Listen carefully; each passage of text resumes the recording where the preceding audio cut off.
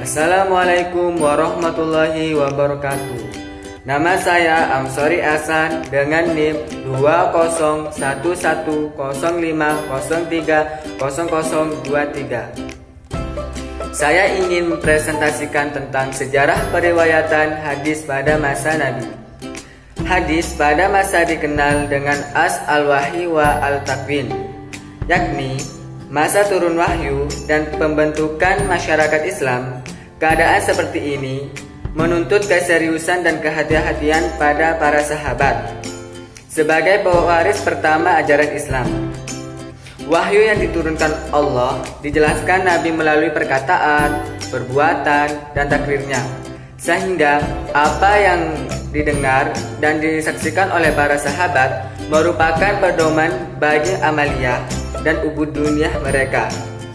Rasulullah SAW juga memerintahkan kepada para sahabatnya untuk menghafal, menyampaikan, dan menyebarluaskan hadis-hadis. Nabi sendiri tidak hanya memerintahkan, namun beliau juga banyak memberi spirit melalui doa-doanya.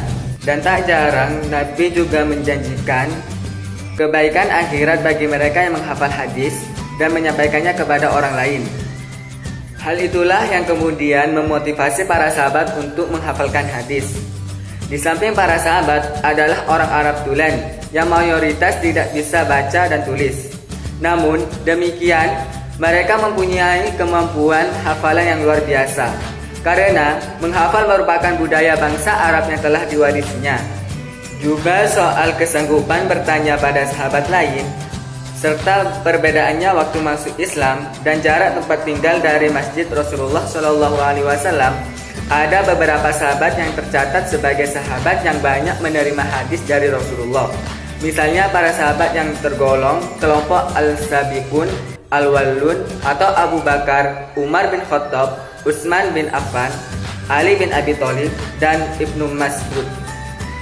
Ummahat al-Mukminin atau Siti Aisyah dan Ummu Salamah, sahabat yang meskipun tidak lama bersama Nabi, akan tetapi banyak bertanya kepada para sahabat lainnya secara sungguh-sungguh, seperti Abu Hurairah dan Abdullah bin Umar, Anas bin Ibnu Malik dan Abdullah ibnu Abbas, yang merupakan sahabat yang secara sungguh-sungguh mengikuti majelis Nabi. Banyak bertanya kepada sahabat lain meskipun dari sudut usia tergolong jauh dari masa hidup Nabi. Hadis yang disampaikan Nabi kepada para sahabat melalui beberapa cara. Menurut Muhammad Mustafa Azami, ada 3 cara, yaitu yang pertama adalah menyampaikan hadis dengan kata-kata. Rasul banyak mengadakan pengajaran kepada sahabat, dan bahkan dalam rangka untuk memudahkan pemahaman dan daya ingat para sahabat, Nabi mengulang-ulang perkataannya sampai 3 kali. Yang kedua adalah menyampaikan hadis melalui media tulis, atau Nabi mendiktekan kepada sahabat yang pandai menulis. Hal ini menyangkut seluruh surat Nabi yang ditunjukkan kepada para raja, penguasa, dan gubernur-gubernur Muslim. Beberapa surat tersebut berisi tentang ketetapan hukum Islam, seperti ketentuan tentang zakat dan tata cara peribadatan. Yang ketiga adalah menyampaikan hadis dengan mempraktekkan secara langsung di depan para sahabat.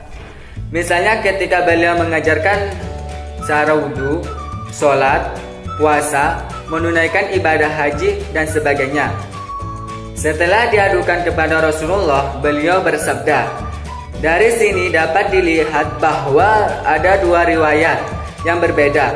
Satu riwayat menyatakan bahwa Nabi melarang penulisan hadis, dan di riwayat lain menyatakan bahwa Rasulullah mengizinkannya. Dalam hal ini, para ulama berbeda pendapat, dan pada garis besar terdapat 2 pendapat. Pendapat pertama menyatakan bahwa riwayat yang melarang penulis hadis dinaskah oleh riwayat yang mengizinkannya.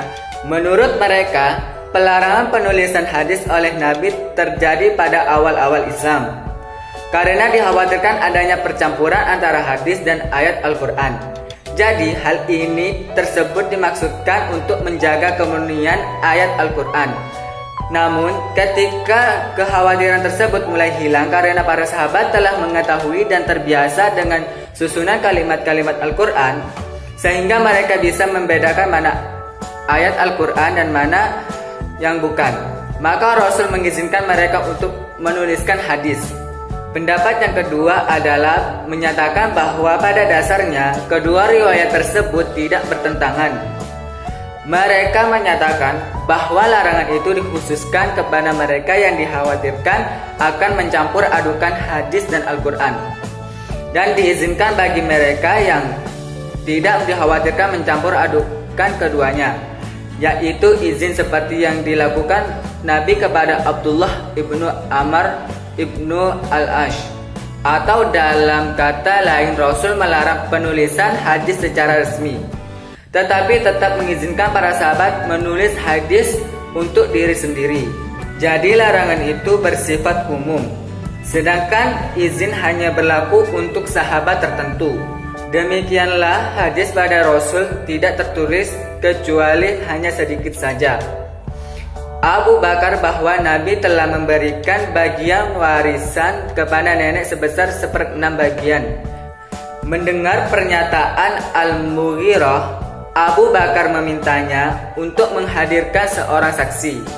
Lalu Muhammad ibnu Salamah memberikan kesaksian atas kebenaran pernyataan Al-Mughirah tersebut.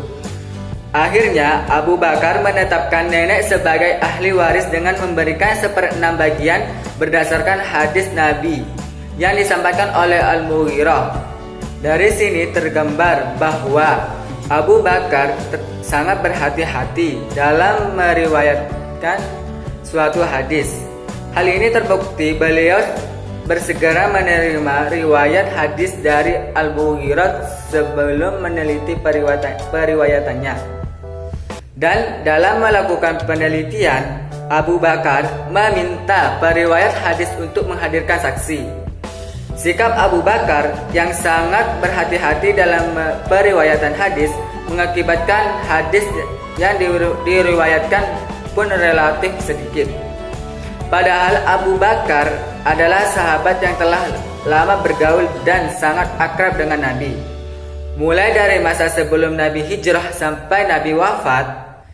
Selain faktor kehati-hatian, faktor lain yang menyebabkan Abu Bakar hanya meriwayatkan hadis sedikit adalah: yang pertama, Abu Bakar selalu sibuk ketika menjabat sebagai khalifah. Yang kedua adalah kebutuhan hadis tidak sebanyak pada masa sesudahnya.